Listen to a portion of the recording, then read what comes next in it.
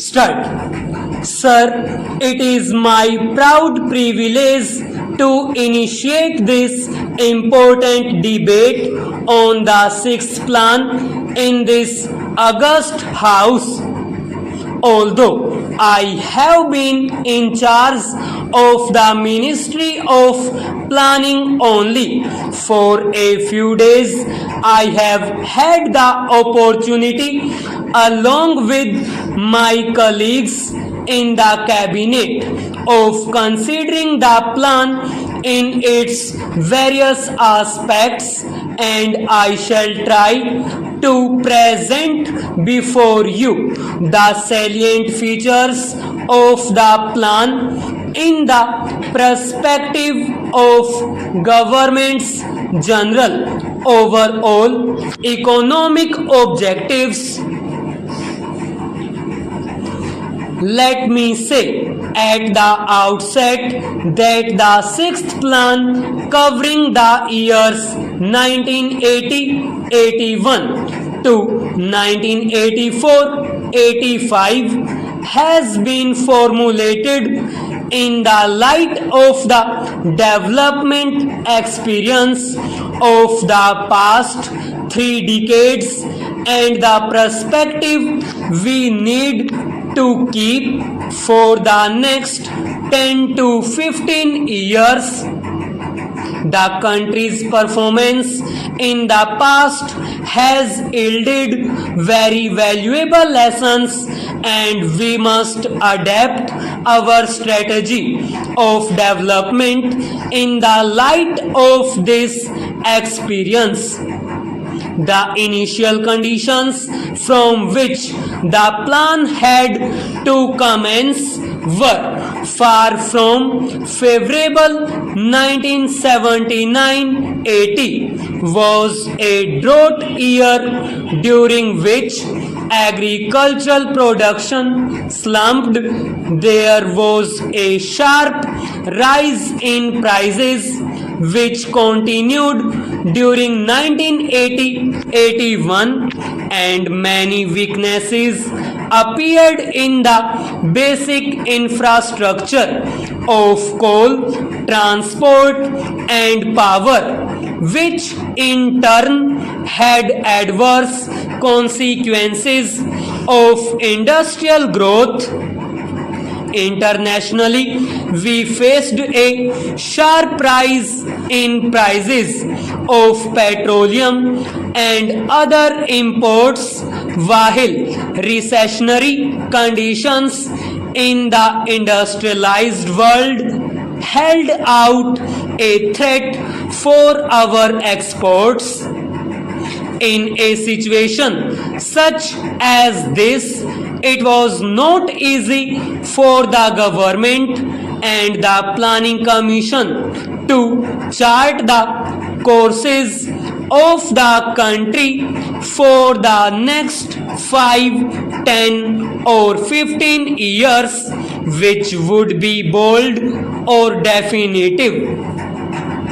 At the same time, the problems facing the country are so acute that solutions brook no delay. Removal of poverty and unemployment and attainment of self-reliance have been the basic goals of planned development, and they remain so for the sixth plan as well. In order to move forward towards these objectives, it is essential, although not sufficient, to achieve a high rate of growth of nation income. The plan thus aims at a growth rate of 5.2% per annum. This is not an ambition target, especially since 1979-80 was a year of low output, but it still requires assiduous efforts to utilize its excess capacity in the system and to build new productive capacities in industry as well as agriculture, in power and in transport, so as to sustain the momentum of development in the years to come beyond the present plan period. We think this effort can be made. Indeed, in the first 18 months since this government came to power, such an effort has been made. As a result, the growth rate last year was 7% and is likely to be 4.5% this year. Thus, the average for the plan may come to 6%.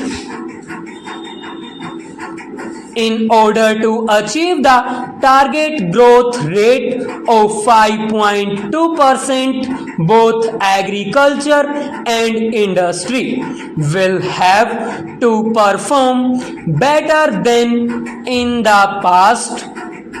In terms of gross value added, the plan envisages an average growth rate of about 4% for agriculture and about 7% for mining and manufacturing.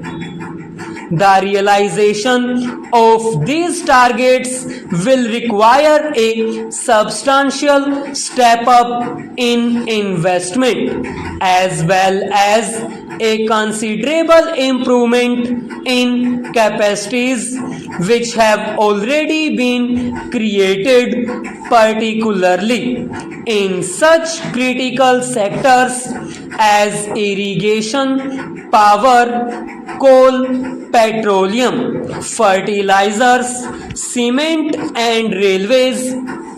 The sixth plan lays balanced emphasis on both these aspects. The country is currently self-sufficient in food grains.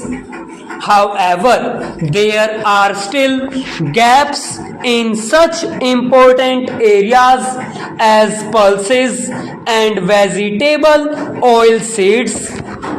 Agriculture being still the foundation of our economy, the sixth plan contains a number of programs designed to further strengthen the modernizing impulses in agriculture, covering both food and cash crops.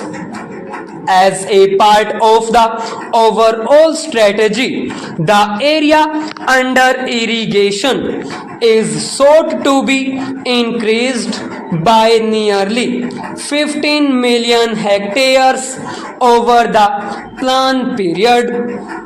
The consumption of chemical fertilizers is expected to go up from 5 million tons of nutrients in 1979-80 to 9 million tons in 1984-85.